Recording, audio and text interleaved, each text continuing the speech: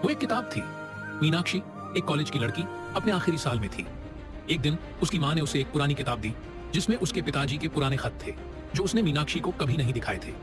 माँ ने कहा, ये किताब तुम्हारी दादी की थी, अब ये तुम्हारी है। मीनाक्षी ने किताब खोली और पहला खत पढ़ा। प्रिय मीनाक्षी, तुम्हारा पापा तुमसे बहुत प्यार करता था, लेकिन हमें छोड़कर जाने के बाद वो कभी नहीं बताता था। मीनाक्षी की आंखों में आंसू थे।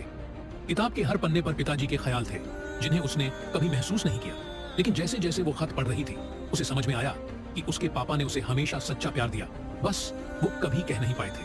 अचानक आखिरी पन्ने पर एक छोटा सा नोट था। तुम्हारी मुस्कान ही मेरी सबसे बड़ी खुशी है मीनाक्षी, हमेशा हंसती रहना। मीनाक्षी की आंखों से आंसू गिर पड़े, लेकिन अब वो मुस्कुरा रही थी क्योंकि अब उसने समझ लिया था कि सच्चा प्यार कभी खत्म नहीं होता, बस एक रूप बदलता है। वो किताब आज भी उसकी सबसे कीमती चीज है। इस कहानी को देखकर क्या आपने कभी किसी से वो बात नहीं कही जो कहनी चाहिए थी? लव।